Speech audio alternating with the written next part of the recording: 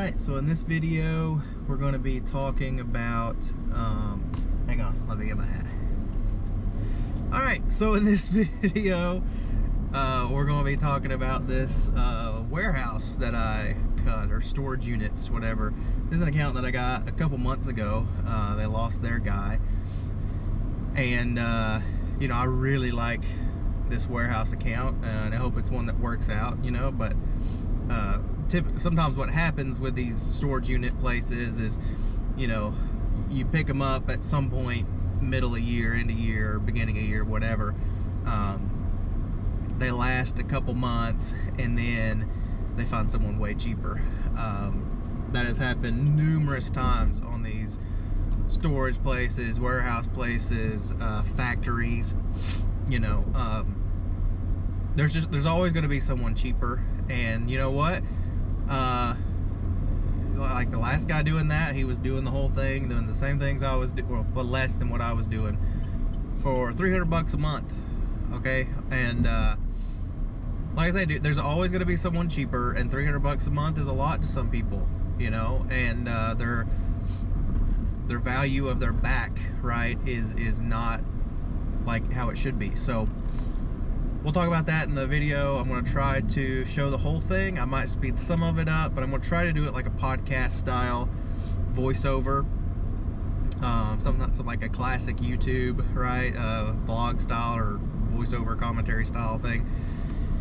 And there's going to be a lot of good information in there, so stick with it. I know an hour is a long time, and trust me, stick with it, because I have nothing to sell you.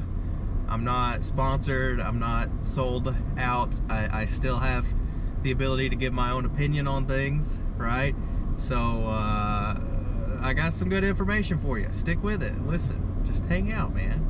It'll be a good time.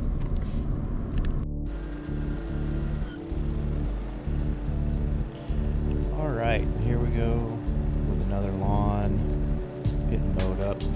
So this one is a warehouse unit that I've had for a couple months this year. I want to say they called me back in early September, so really at the end of the year.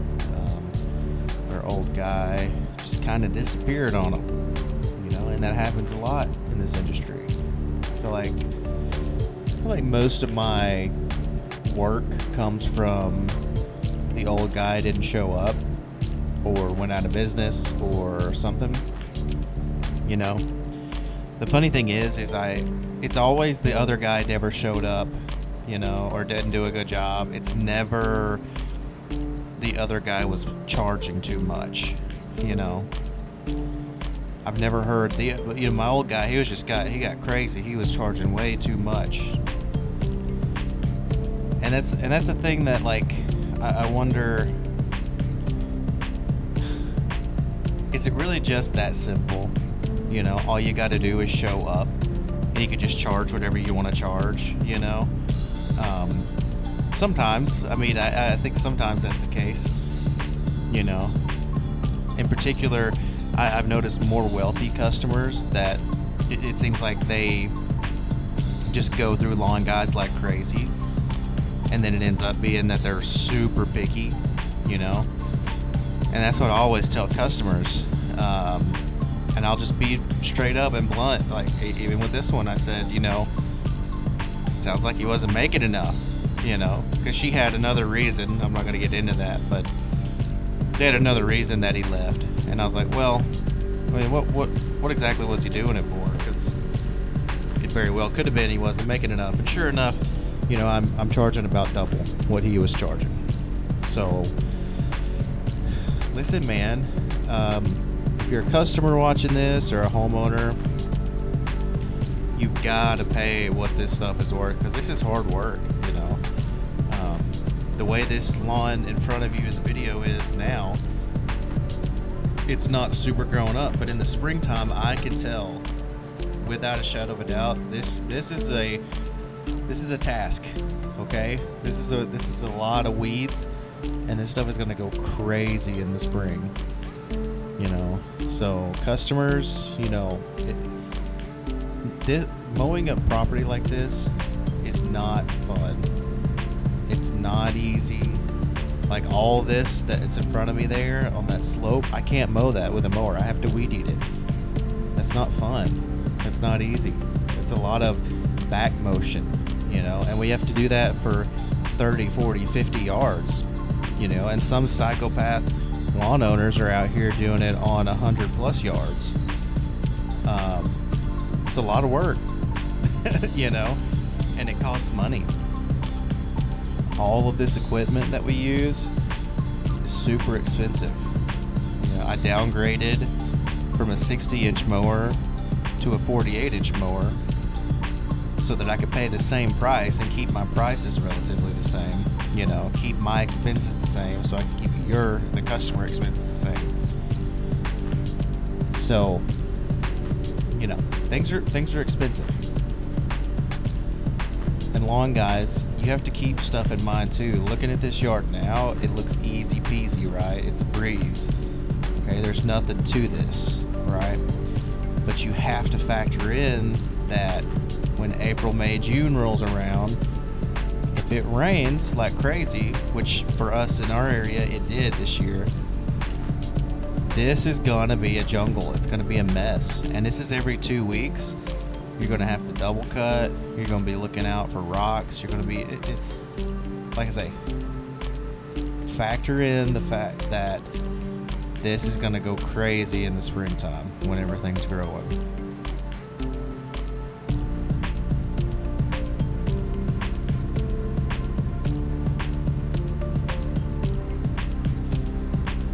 Another factor here is the fact that a majority of this storage facility is concrete, and you have to blow off all of the concrete. At least for me, like I'm OCD. Okay, I have a condition, not diagnosed. I'm kind of joking with that, but I'm kind of not. Like every single 2 weeks. There are little things that blow in. There's dust. All that little hill slope that you may have seen, and you'll see me weed eat it here in a minute. All of that dust gets blown down into the between the storage units, and so you have to go through with the leaf blower and not pristinely perfectly, but you have to do a rough pass in between all of the storage units, because if you're not doing that in a place like this where it's all concrete, all that stuff is going to add up and it's going to be a mess eventually. The first cleanup that I did here, it probably took me 40 minutes to an hour just to blow off the concrete in between all of the units, because the prior guys hadn't done it, and it looks so much better as a result.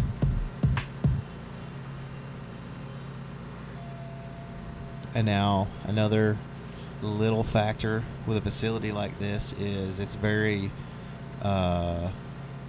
populated, or I don't know how to say it. They've sold a lot of units. They have a lot of customers. So people are in and out of here all the time. And you have to be mindful of that, right? You have to be mindful of an area like I'm mowing right now in the video. There's going to be rocks everywhere, okay? And a rock can just at any old random time get picked up by the mower and get flung right into a window. It happens all the time, okay? You may not hear it as you're on the mower.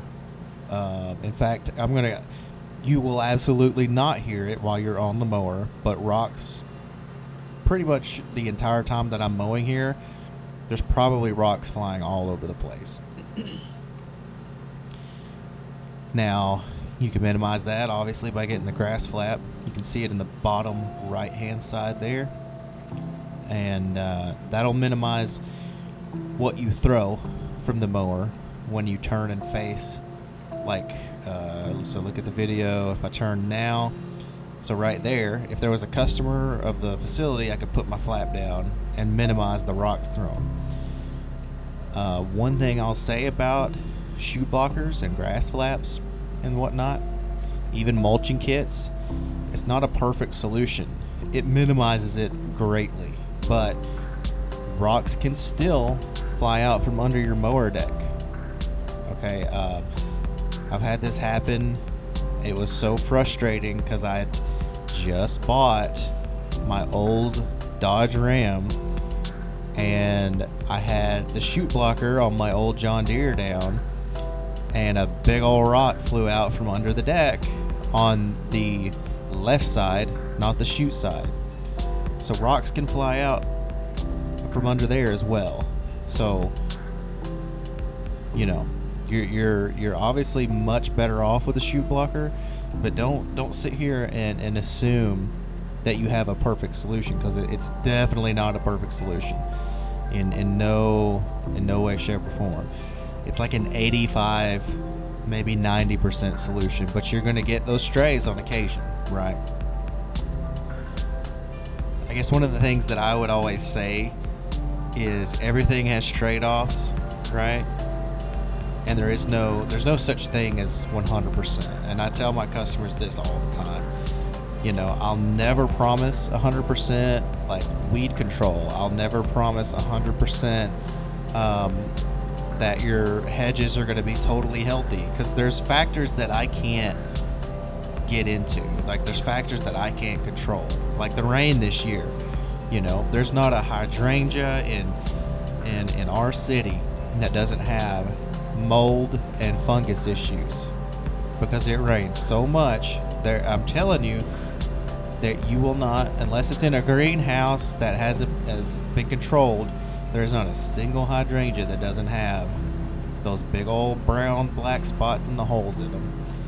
You know, and part of that is, you know, you don't want to, you can't spray for that for preventive. Like maybe you could, but 99.99% of people don't do that because we don't typically have that much rain.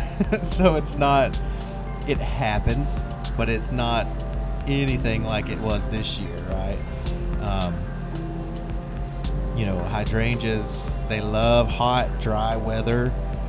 Give them like a day of rain a week, or heavy watering at the roots, and they're going to be phenomenal.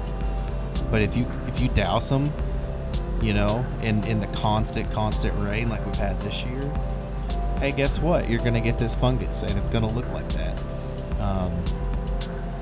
And that's just some of the things that, like, you're just gonna, it's just gonna turn out that way. You know, I can't help everything.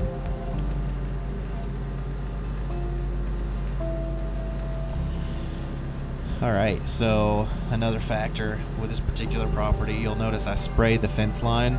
I absolutely hate chain link fence to begin with. If it's a smaller property, like a homeowner property, I won't spray the fence unless they just don't want to pay the extra for the time it takes to weed eat it. Because what you have to do with these chain link fences is you have to bevel the cut. So when you're weed eating along that fence, you have to turn your trimmer on an angle instead of mowing flat. Because if you mow flat, you're going to hit that chain link no matter what, period. I don't care who you are, I don't care how good you are, you're going to hit that chain link fence. And if you're not hitting that chain link fence, then you're not cutting the grass, because the grass grows through the fence, right?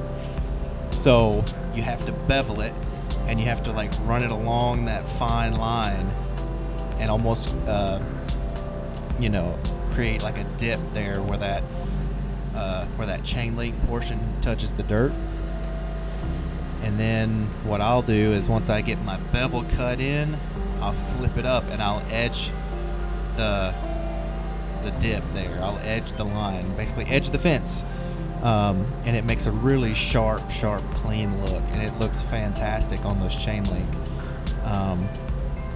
It doesn't really work well on vinyl or picket fences, because those posts are, I hate trimming around posts, and I hate white picket fences. Listen, if you're a customer and you want a white picket fence, please do something else. I hate it. I had a customer put in a white picket fence this year, and like, especially with these Echo trimmers, you can see this, the trimmer guard here, how it's all open like that. No matter how much you try With this particular weed eater, you're gonna fling something on a white vinyl fence. You know, even if it's totally dry, if it's just crabgrass or a weed, those weeds hold a ton of moisture, and all that's going on the fence. Totally unavoidable, unfortunately.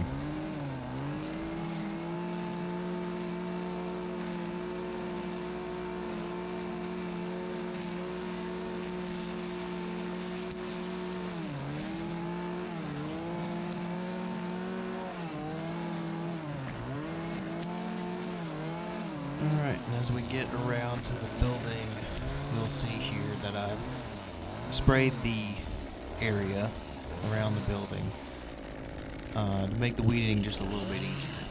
Okay. Typically only do that in a facility like this where it's a large property, right? And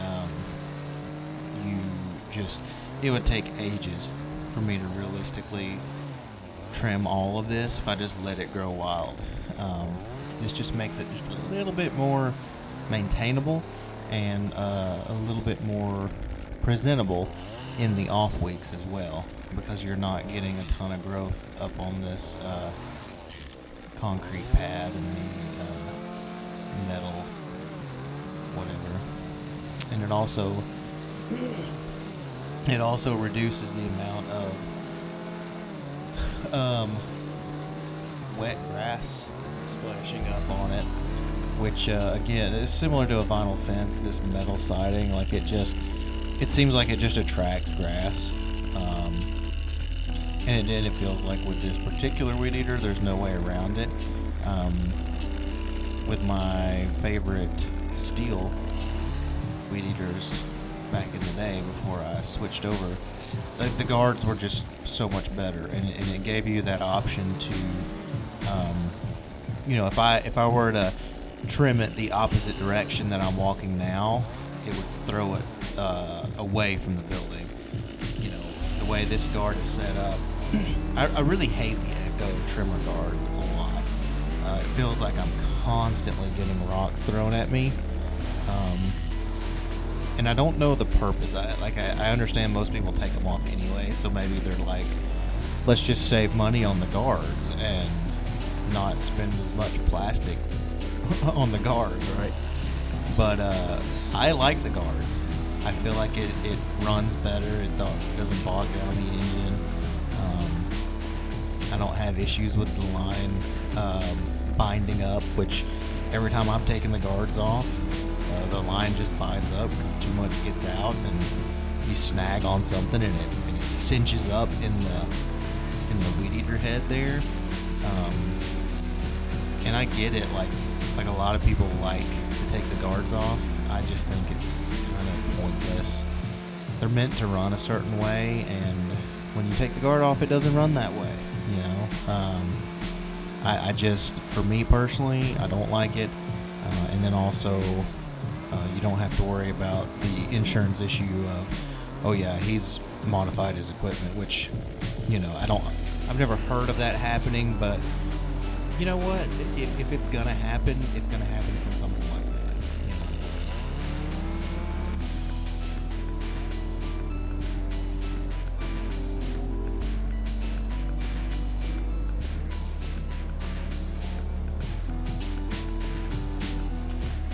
Alright, so this little hill, I'm gonna say it like that. This little hill that I'm about to work on here, it's crazy.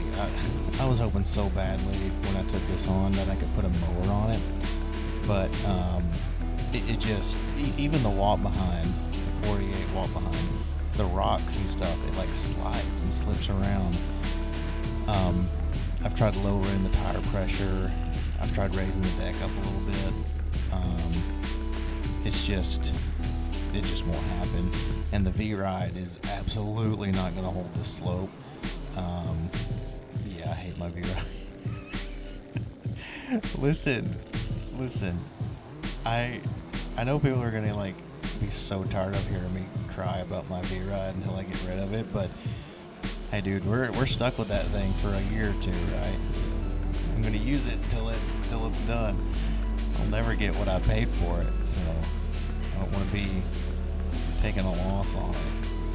But if I get my way and I cut back on some of these larger properties next year and I get smaller ones, the veer ought to work out fine, because it won't take as long to double cut.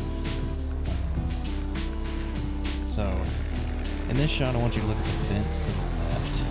This fence was a huge pain in my neck because if you look at the ground, there's a lot of these like sticks and woody bits.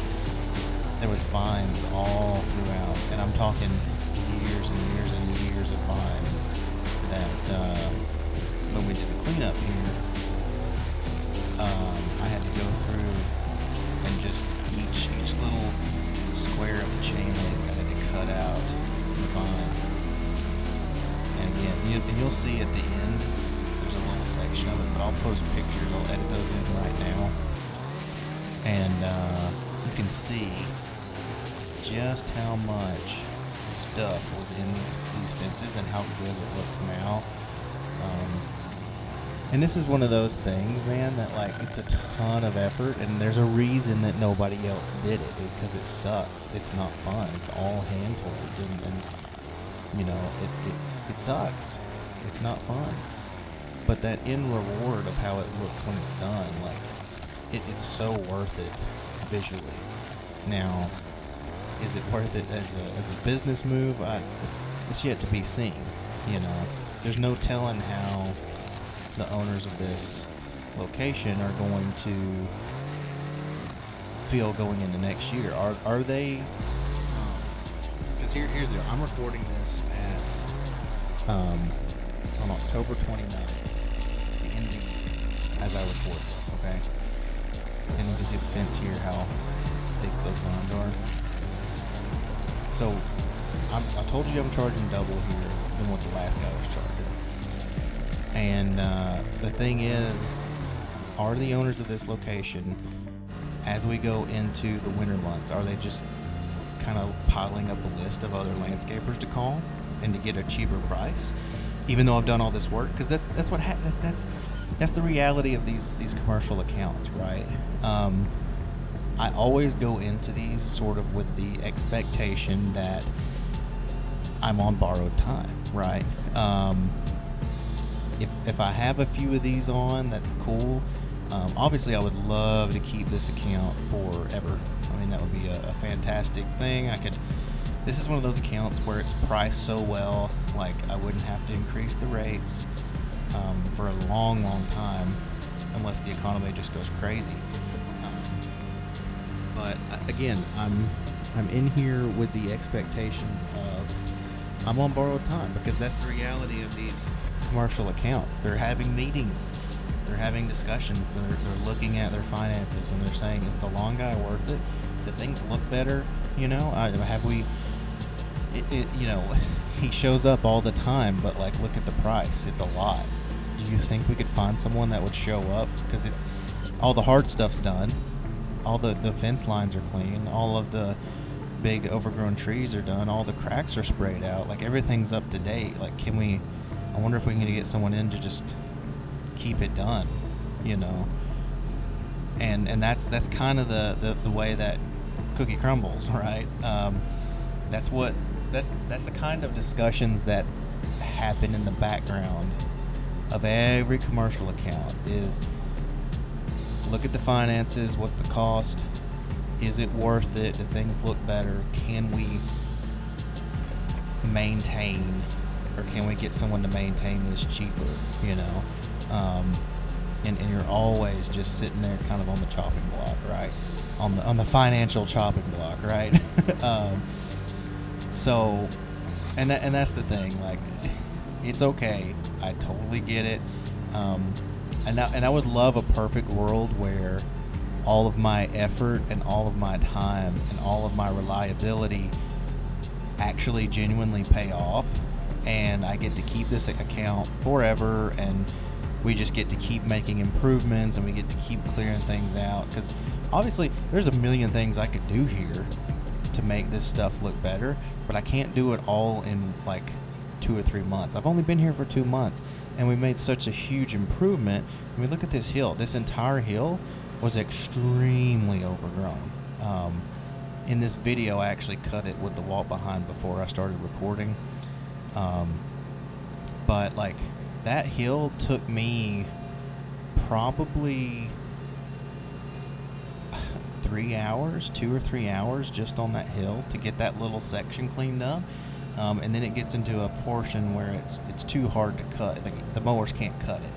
And then you get into that realm of land clearing, which I don't do land clearing. I can certainly rent the equipment and we can go that route, but it's not something that is typical for me to do. So, like I say, and that's one of the things that, like, there's a billion different possibilities for an improvement. Anytime I walk up on a property, I'm like, what can I do to stand out here? What can I do to fix things? What can I do?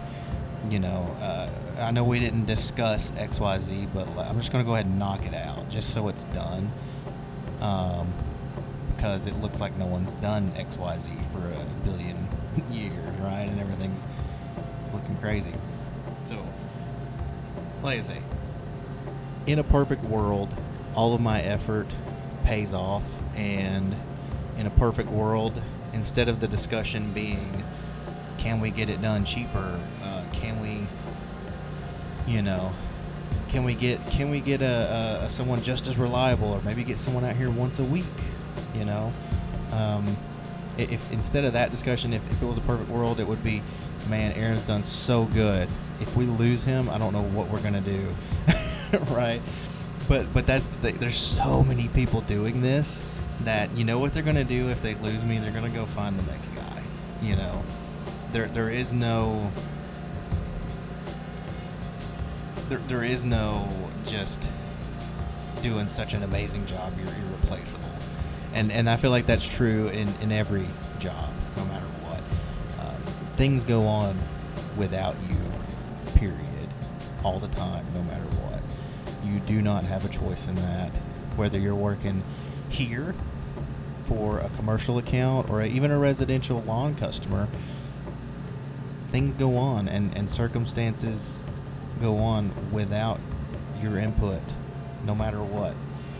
You know, you're a factor in the operations, you're not the entire operation, you know. And I feel like that's an important thing for people to realize, is like, you are replaceable no matter how good you are. There may not be someone better, but there's someone that's easier to work with, probably. There's someone that can be talked down on their price compared to me. There's someone that will, you know, like on occasion I have customers asking me, you don't have to do this, you don't have to do that, but it's something that it's like, if I don't do this, it's going to look horrible, you know. And there's someone out there who will do exactly the half job that the customer wants, and that's the guy that's going to get the job, because the customer doesn't want the great job, so I'm not the guy, right? I'm extremely replaceable to that customer, right? So there we go.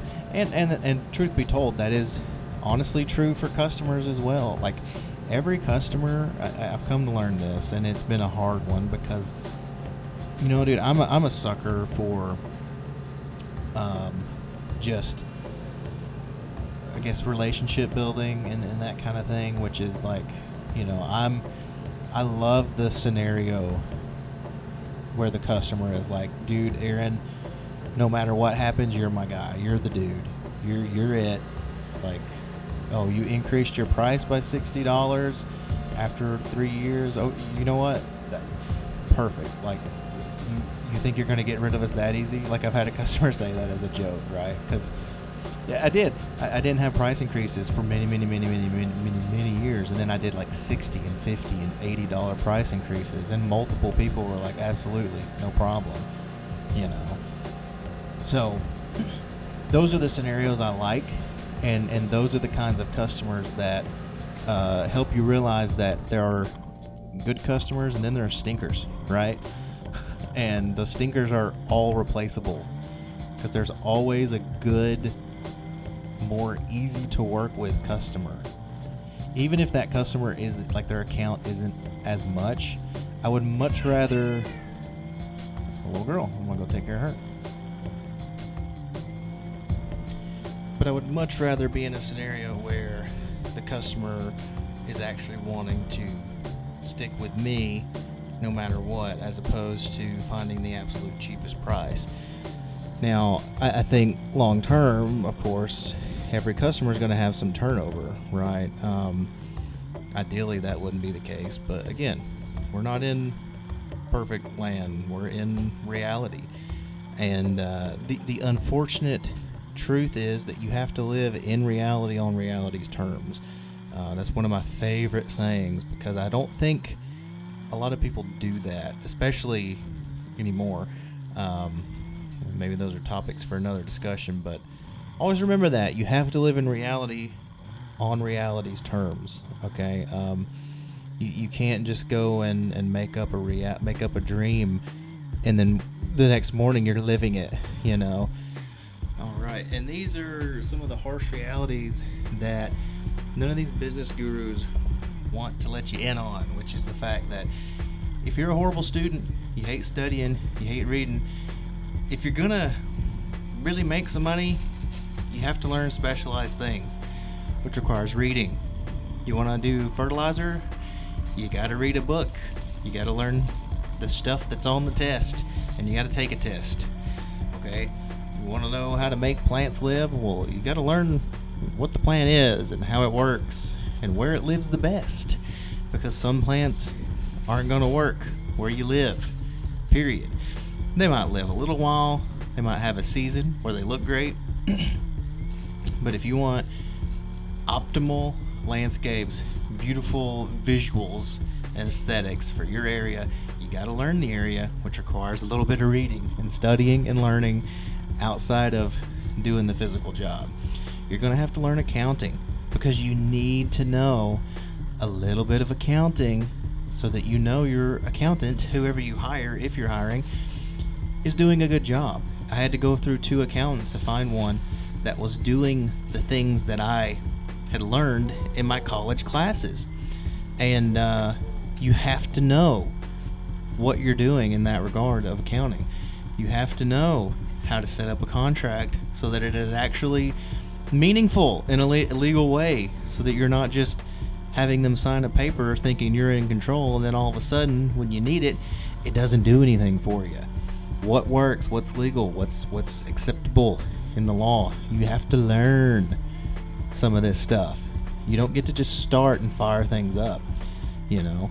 Are you tired of your boss, you know, your jerk of a boss? Well, here's some unfortunate news. You are going into a situation where you're going to have 30 or 40 or more of those bosses. Maybe some will treat you fantastic, but a lot of them are not. And they're very particular, and they're all different. And you better meet their expectations or you're not going to get paid. It's the same game. The rat race still applies, you know, and all this stuff is just nonsense of you getting out of the rat race, because you're still going to have a mortgage. You're still going to have a car payment. You're still going to have credit card debt. None of that goes away, okay? Are you burnt out at work? Are you just tired of doing the same old thing? Well, here's a challenge for you. Go check out every lawn guy's videos around August of every year. August specifically is when they start posting, oh, I'm so burnt out, I'm so tired, I'm ready to wind down for the year. And the unfortunate reality there is that you are in the lawn care business. You still got another 4 months a year left if you're in the south. And if you're in the north, you got snow coming. Are you just going to sit around all winter? Or are you going to go get another job that you hate, right? Why would you torture yourself? You know, but you're burnt out in August. You're ready to wind down. Like, come on. Get real. You're going to get burnt out just as much in this business as you are any other. So if any of this stuff is the reason you're starting your business, just rethink it, because it's all just kind of amplified. You know, it's amplified without the without the tie to a specific business or corporation, right? Other than yourself, right? It's all the same problems, just it's all the same problems, and it's all the same issues and problems, just amplified 1000%. And there's this hilarious brainwashing trick. I don't know what it is that has gotten to people, but there's this crazy belief that it makes sense, okay, to leave a job where you're not making enough and you're working too hard, to start your business where you're going to work 15 times as hard and not make any money because you've got to reinvest 100% back into your business. That's the stupidest load of crap, dude. And you're all tricked into thinking that makes sense, even though you're complaining already about working too hard, not making enough. You know, this thing has to make money, and you have to take money from it. Otherwise, it's just not worth it. You know, you're not making a change in your life. You're perpetuating a pre-existing condition if you're going into it and you're not making any money and you're working harder. You're just amplifying the pre-existing condition. Don't do that. If you're starting a lawn care business, just hear me clearly from the jump. You need to be making money. Period. Figure out how to set your expense structure and your cash flow up in a way that you are immediately making money and taking money for yourself. Open an IRA, invest, do all the right things to set yourself up for a successful future. Trust me, this has to be worth it. Okay? You're leaving your business, you're leaving your job, you're not going to college because you want to be different, you want to stand out, you want to make a change. Then actually make a freaking change. Make some money. Work for people that treat you right. Okay? Don't just do the same old crap under the mask of, ooh, it's an LLC now. Right? Don't pay taxes on your misery, because that's all you're doing if you don't make those changes. Make this thing worth it, man. Especially if you're a solo. Hear me. Especially if you're a solo, you better be making money from the jump and taking money.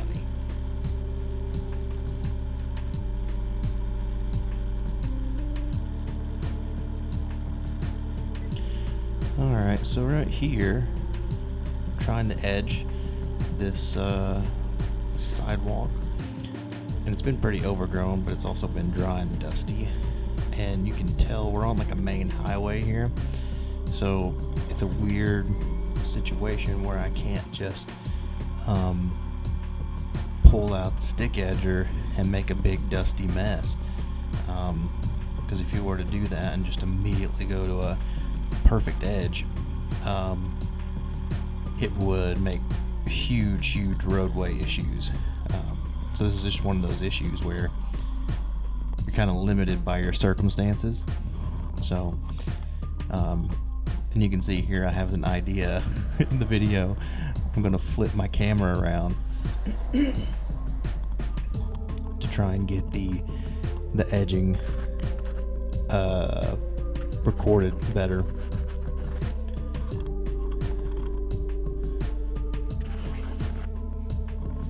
Trying to get the grass off. Oh, look, we're still upside down, right?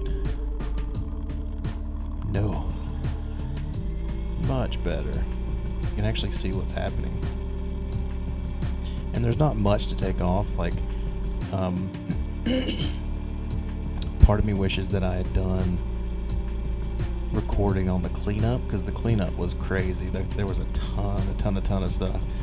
And I may edit it in right here. I may not. Just look at the screen. You'll see it, or you won't.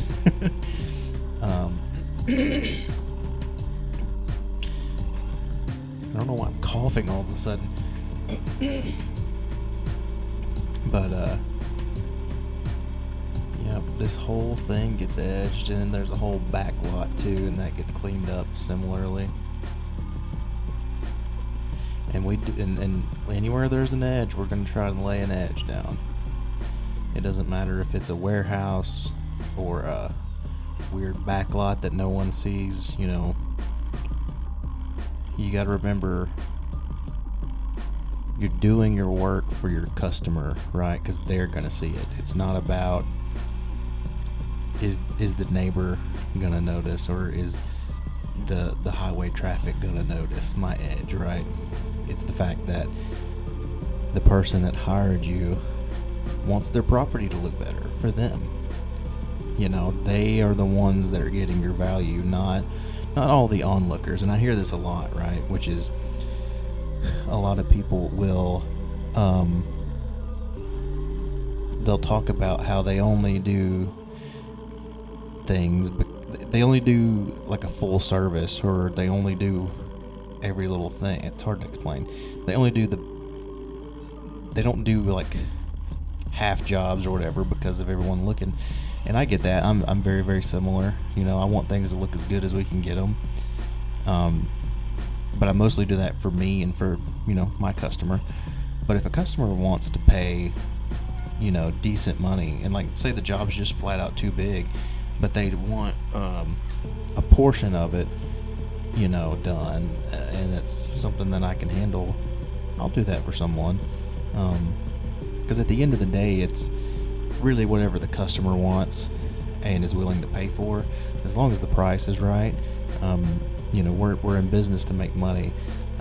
This idea of everything has to be perfect because I want everyone to look at me and to think that I'm like the best lawn guy ever just by looking at my work. I get it, I do, but something that I've learned over the years is that perfection can be absolutely detrimental, not only to your business, but to how much you enjoy the work you're doing. Because if you're spending the extra time to be perfect on every single property, you're flat out, you're going to not be making money, you know. There's just no way around it, especially in a property where the customer doesn't want perfection. They just want the thing short. You know, if you're spending your life away and you're doing this extremely high quality job for a customer that doesn't want to pay for it, you know, you're doing yourself and them a disservice. Because here's the deal, eventually you're going to wise up to this, and you're going to say, why am I doing this crap for such low pay? You know, you're going to realize as you pick up more customers that, wait a minute, people will actually pay quite a bit for what I'm doing for Mr. Smith over here that he, you know, doesn't really seem to notice. But this other person's paying a ton. Why am I working for Mr. Smith? And then you try to raise your price on Mr. Smith, and Mr. Smith gets a little pissy with you, right? Because he's never in his day spent that much on the lawn. But boy, he sure does love to work. Boy, you do such a good job. You're the best. You're so great. But then you raise your price. Ooh, you're gonna see a different Mr. Smith. You know, this has happened time and time again. I've had customers multiple times fire me and hire someone else, only to call me back before even May. You know, because it always happens in the fall, right? You either fire someone, or you raise their price, or you let them go. It always happens, always, that at least one person feels like they can get a better deal, and then their yard just goes to crap, and then they want to rely on you to fix it because they know that you know how to do it, you know. And that's part of what I was saying earlier, which is you have to learn your craft. And I'm going to have a whole video on this. It's a really interesting concept to me, which is you have to know your craft. Because I think if you have an LLC and you're paying taxes and you could do everything in the world right from a legal standpoint pay IRS, pay, the people who don't know their craft, they're not that far from a chuck in the truck, right? That's the stupid little, like, cute little thing that all these guys like to say. Like, if you just mow lawns out of your truck and you just charge $20, you just a chuck in a truck, like, as if,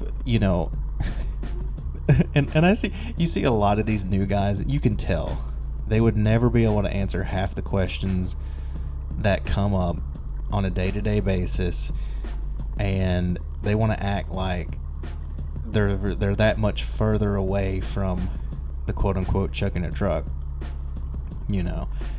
It's insanity to me, how low the bar is,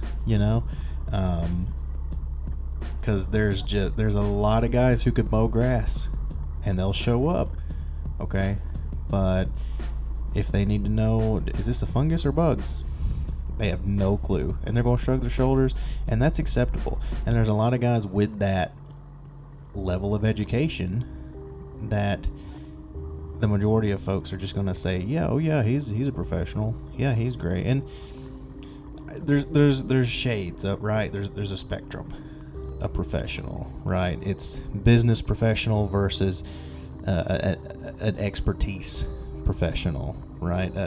How well do you know your craft? Do you have an answer for keeping the vines off of this fence in the future? I do. Is your answer Roundup? Because mine's not. You got to know your craft, And if you're hearing me say that, and you're like, wait a minute, it's not Roundup? Think, okay. And yes, I do spray these fence lines for the grass specifically, but it's not going to stop the vines, period. So don't get confused. Okay, there's a difference here, and this is the expertise thing. You have to know the little tricks, and there's a lot of books, and there's a lot of just years and years of old knowledge that, if you know where to look and you know how to do research, and you again are a good student, it's hard to break it to you, but you got to study, right? You got to know how to research, okay, and how to find the decades and hundreds of years of experience, and apply that to your modern landscape business.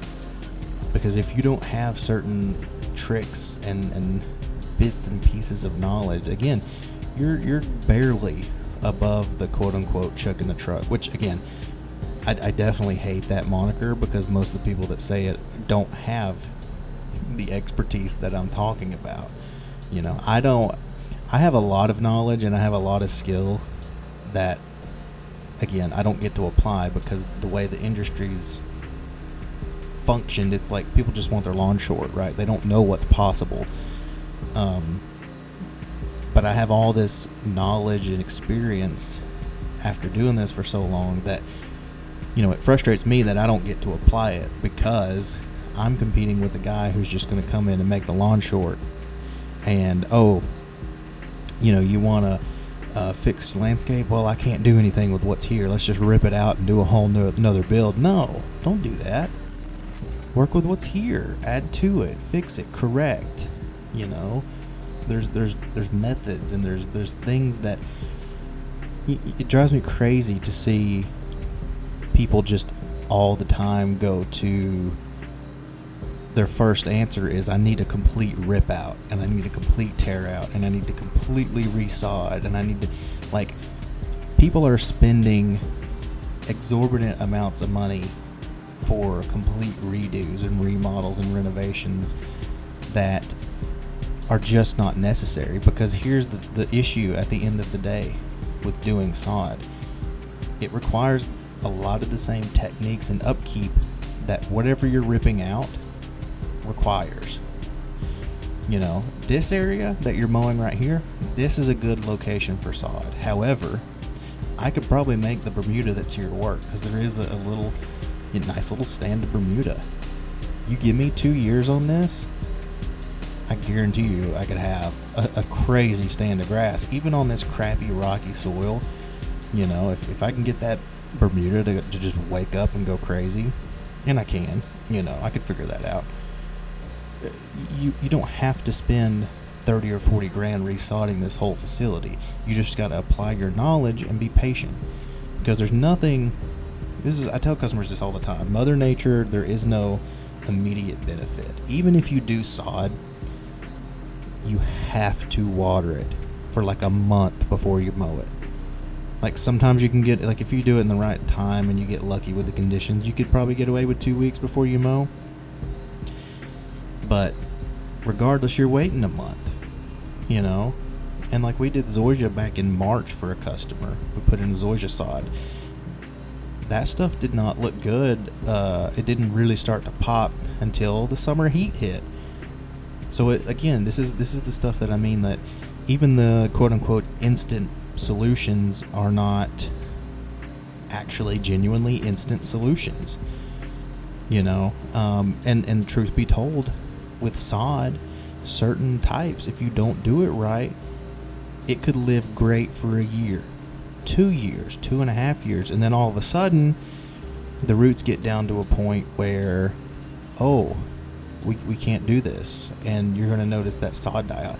I've seen so many sod jobs here fail because they either put the wrong grass type, which is the most common issue. People want to do fescue sod, which is stupid. Don't do fescue sod in freaking North Georgia with no irrigation. How many of you, why are so many of you morons doing that? Like, that is the stupidest thing, you know. It's so expensive, and it is almost guaranteed to fail, and then you're going to be the problem because you didn't have the basic knowledge. That is like kindergarten level knowledge. Okay, don't do fescue sod in North Georgia if you don't have crazy good irrigation. So, anywho, yeah, that's it for this one, man. I had a whole clip of weed eating this, but my GoPro crashed, so I don't have it, unfortunately. So this is the end. We're at the end.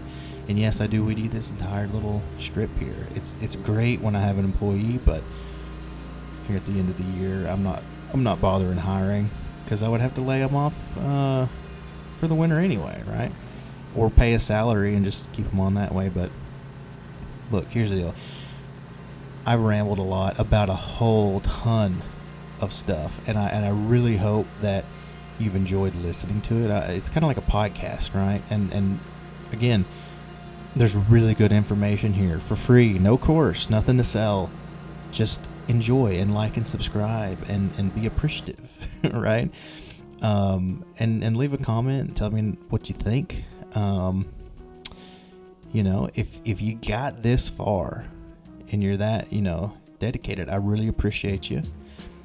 And go ahead and comment the word warehouse, and let's get a little participation going. And like I say, like, subscribe, hang out for the next one, and I really appreciate you sticking around for my ramblings. I'll see you later.